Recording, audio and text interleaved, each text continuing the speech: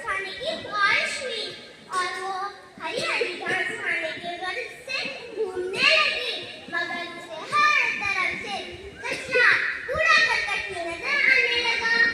फिर वो बहुत उदास हो गई और माहौल की हिफाजत के लिए अल्लाह ताला से दुआ करने लगी।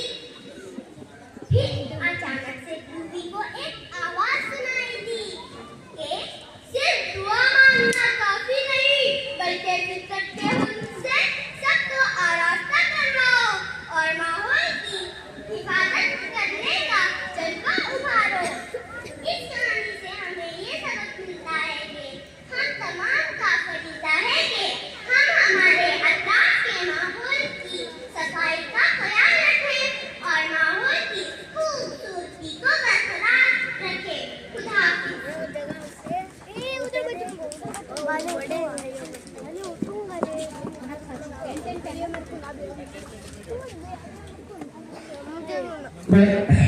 नंबर 2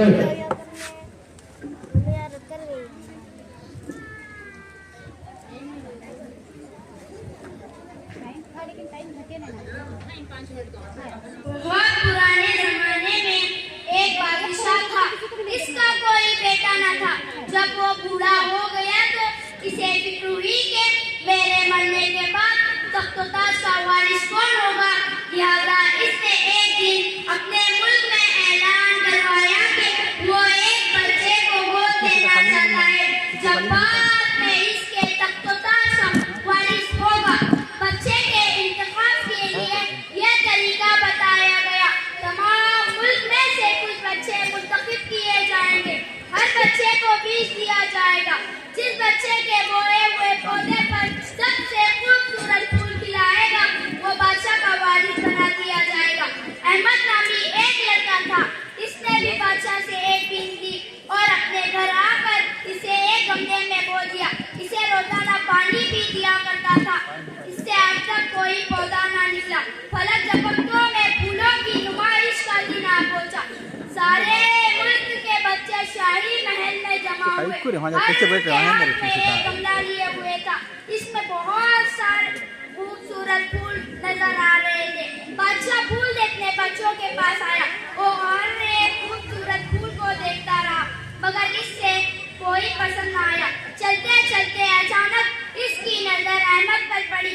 एक खाली गमला लिए हुए सर झुकाए हुए खड़ा था। अहमद के पास जाकर रुक गया और कहा, बेटे तुम एक खाली गमला लिए हुए सर झुकाए हुए क्यों खड़े हो। अहमद ने रोते हुए कहा, मैंने ये बीज गमले में बोया था।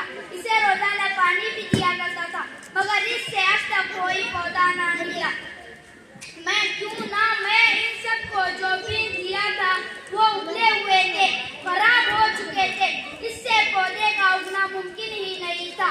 झूठ से काम नहीं लेना चाहिए। लिहाजा इसे सच्चाई का इनाम मिल गया। शुक्रिया।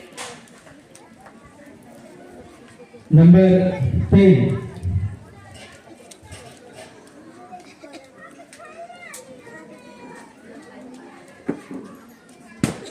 अस्सलाम वालेकुम रहमतुल्लाहि व बरकातुहू। मेरा नाम सैयद। एक दरख्त पर एक चिड़िया और एक कौवा रहा करते थे। दोनों के घर साथ साथ थे और दोनों बहुत दोस्त थे। एक दिन कौवा चिड़िया के घर आया और बोला, चिड़िया बहन क्या बातें कौवे चिड़िया ने पूछा। मेरे घर खाने का सब खत्म हो गया है, क्यों ना आज आप मिलकर खिचड़ी बनाए। चिड़िया बोली, ठीक है, जब मैं दाना चुगने जाऊंगी तो चावल दाल के दाने लाना। कौवा बोला, ठीक है। फिर तो दाना चुगने चले गए। चिड़िया को दूर एक चावल का खेत नजर आया, तो उसने बहुत सारे चावल के दाने अपने चोंच में दबोच लिए। कौवे को भी दाल नजर आई, तो उसने बहुत सारे दाल अपनी चोंच में रखी। फिर चिड़िया लाई चावल का दाना, कौवा लाया दाल का दाना। वापिस जाकर दोनों खिचड़ी बनाने की तैयारी करने लगे। कौवे ने आग जलाई, चिड़िया बर्तन लेकर आई। फिर इन्होंने बर्तन में चावल डाले, दाल डाली, पानी डाला और चम्मच हिलाने लगे। फिर आहिस्ता आहिस्ता खिचड़ी तैयार होने लगी और मजेदार खुशबू मिलने लगी। जब खिचड़ी पककर तैयार हुई और खाने बोला, चिड़िया बहन क्या अपनी चोट दो क्या, तुम्हारी चोट बहुत गंदी हो रही है। चिड़िया बोली, तुम भी तो जाओ अपनी चोट दो क्या, तुम्हारी भी चोट बहुत गंदी हो रही है। कौवा बोला, नहीं पहले तुम जाओ। फिर चिड़िया गई चोट धोने। पीछे देखकर मैंने सोचा, मुझे तो बहुत भूख लगी है, क्यों ना मैं थोड़ी खिचड़ी कर लूं। वो लगा खिचड़ी खाने। फिर देखते देखते सारी खिचड़ी खा गया। जब सारी खिचड़ी खा गया तो सोचने लगा, अब तो चिड़िया बहुत गुस्सा करेगी। जाके दर्द के बर्तन में छिप के बैठ गया। जब चिड़िया वापस आई तो देखा कि बर्तन खाली है। उसे बहुत गुस्सा आया। वो कौवे के इधर-उधर ढूंढने लगी। अचानक दर्द के बर्तन में बैठा हुआ कौवा चिड़िया को नजर आया। चिड़िया कौवे के पास गई और बोलने लगी, कौवे भाई भाई निकलो, ये क्या मेरी खिचड़ी खाई। कौवा बाहर निकला, बोला, चिड़िया बहन मैंने तुम्हारी खिचड़ी नहीं खाई, वो तो कोई चीज खा गई। चिड़िया देखकर बहुत उदास हुई। अब सोचो कौवे से दोस्ती नहीं रखेगी। वो वापस अपने घर आई, जो अपने घर में दूध के दाने रखे खाई और सो गई। जब रात हो गई थी, कौवे के पेट में दर्द शुरू हो गई। इसने बहुत ज्यादा जो खिचड़ी खाई थी। वो बोला, चिड़िया माँ ये क्या क्या मैंने, क्यों मैंने पराई खिचड़ी खाई। वो सोचा अब ऐसे हरकत नहीं करेगा। जब सुबह हुई, चिड़िया दाना चुगने जा रही थी तो कौवा बोला, चिड़िया बहन मुझे माफ कर दो, मैं ऐसे हरकत नहीं करूंगा, ना ही झूठ बोलूंगा। चिड़िया अच्छी थी, उसने कौवे को माफ कर दिया और दोनों बहुत अच्छे दोस्त बन गए। नंबर 4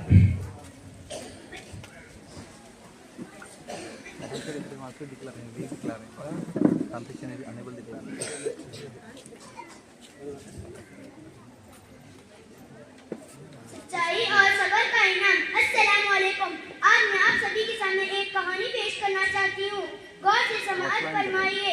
एक जमाने की बात है, एक गांव में अहमद नाम का एक गरीब मगर निहायत और ईमानदार लड़का रहता था। इसके वालिद एक मामूली किसान थे जो अपनी मेहनत से घर का खर्च चलाते थे। अहमद बचपन से ही सच बोलने और सबर करने का आदी था। इसकी माँ अक्सर कहा करती थी, बेटा सच्चाई और सबर कभी भी इंसान को रुसवा नहीं करते। गांव में एक अमीर जमींदार भी रहता था जिसके पास बहुत जमीनें और मवेशियां थे। इस जमींदार का खजांची रशीद था जो ज़ाहिरा नेक नजर आता था मगर दिल से बहुत लालची था। एक दिन रशीद ने जमींदार के खजाने में से सोने के सिक्के चुरा ले और चुपके से अहमद के घर के करीब छुपा दिए ताकि इल्जाम अहमद पर आए। चंद दिन के बाद जब खजाने का हिसाब हुआ तो सोने के सिक्के गायब पाए गए। जमींदार को बहुत गुस्सा आया।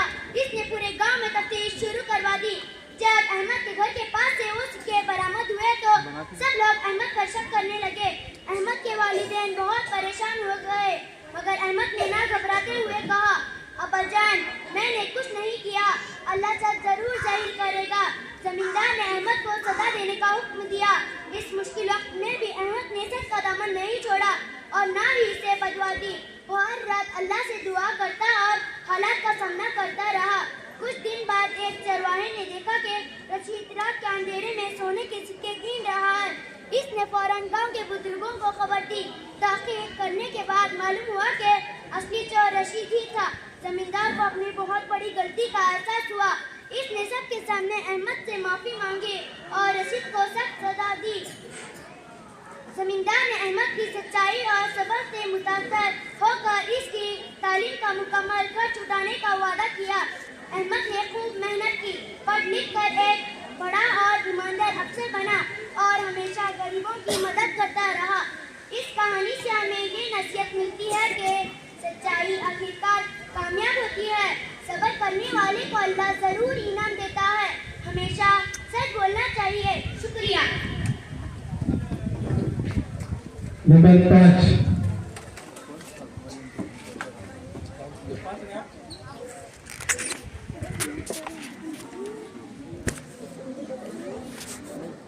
Vertical horizontal